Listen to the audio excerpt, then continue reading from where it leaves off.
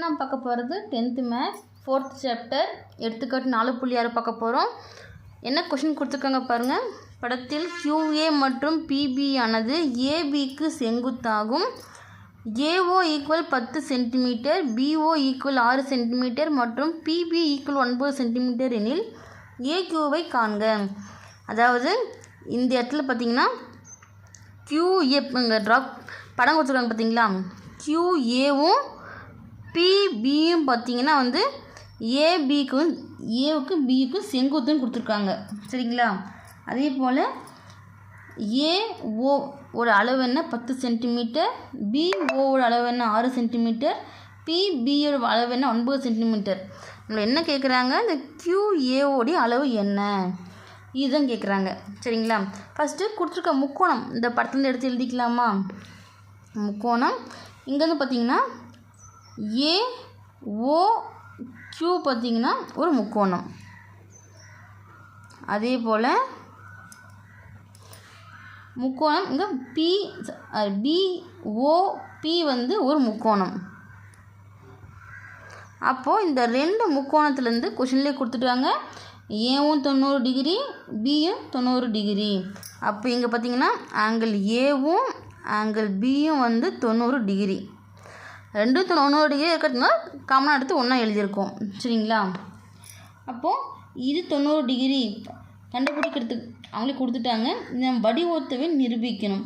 அதுக்கு இப்போது இங்கே B 90 டிகிரி இருக்குது, A 90 டிகிரி இருக்குது. அப்போ இந்த சென்டர் பாயிண்ட் பாருங்கள், O இருக்குது பார்த்தீங்களா. QOP, Qவுக்கும் Pக்கும் சென்டர் பாயிண்ட் இது O. அப்போது இது ஒரு முக்கோணம் எடுத்திருக்கோம், இது ஒரு முக்கோணம் எடுத்திருக்கோம். 90 டிகிரிக்கு எதிரில் இருக்கிற அந்த கோணம் பார்த்தீங்கன்னா குத்தெதிர் கோணம். அதே போல் பிக்கு முன்னாடி சேம் அதே குத்தெதிர் கோணம். அப்போது குத்தெதிர் கோணம் அப்படின்னும் போது இந்த இடத்துல பார்த்தீங்கன்னா ஆங்கிள் ஏ இது கோணம் எடுத்துருக்குமா. அப்போ கோணம் சென்டரில் வரணும். AOQ ஒரு ஆங்கிளாகவும் இதுக்கு சமமாக எப்படி இருக்கும் BOP இருக்கும் ஆங்கிள். சரிங்களா. இது என்ன கோணம், குத்தெதிர் கோணம். தேவைன்னா கிழங்கு எழுதியவங்க என்ன குத்தெதிர் கோணங்கள் தேவைன்னா எழுதிக்கலாம், எல்லாம் ஸ்கிப் பண்ணிக்கலாம்.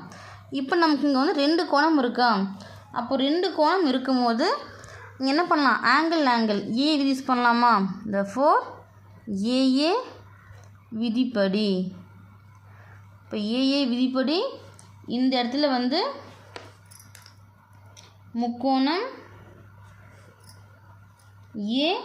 AOQவுக்கு வடிவொத்தவையாக இருக்கும் முக்கோணம் BOP.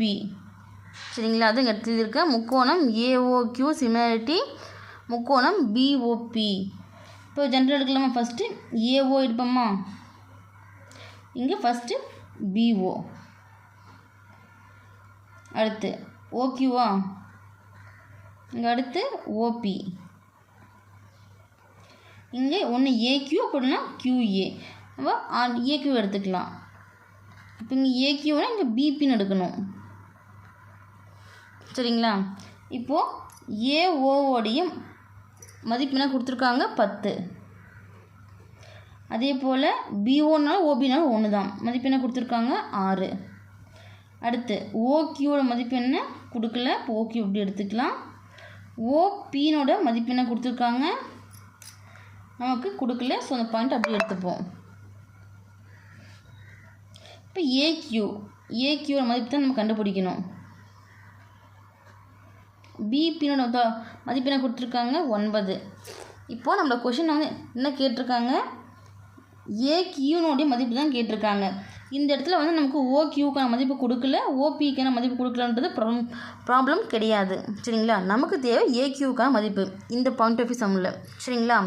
அப்போது இப்போ இந்த மாதிரி டேர்மிங்கில் ஒன்று இது 2 எடுப்போம், இல்லை இது 2 எடுப்போமா.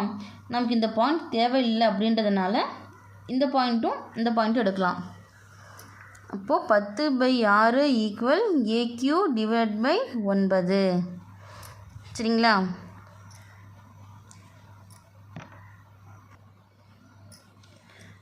இப்போ உங்கள் வகுத்தில் இருக்கிற 9 ஈக்குவலுக்கு இந்த பக்கம் வரும்போது பெருக்கல்ல மாறுமா?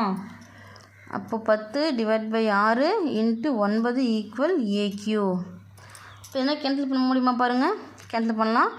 பாருங்க 1 3 2 3 6 3 3 9 1 2 I 2 10. இப்போ என்ன வரும்? 5 × 3 வருமா? AQ. 5 3 பெருக்குன்னா 15. இது AQக்கான மதிப்பு. அப்போ AQ மாற்றி எழுதிக்கலாம்.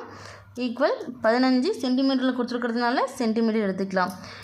ஏன் இங்கே வந்து நம்ம வந்து OQவும் OPயும் நம்ம வந்து எடுக்கலை அப்படின்னா இந்த டேர்மில் நமக்கு அளவு கொடுக்காததுனால நமக்கு தேவையானதும் AQன்றதுனால இந்த பாயிண்ட்டை விட்டுட்டு மீதி இருக்கிற 2 அளவையும் நம்ம எடுத்துக்கிட்டோம்.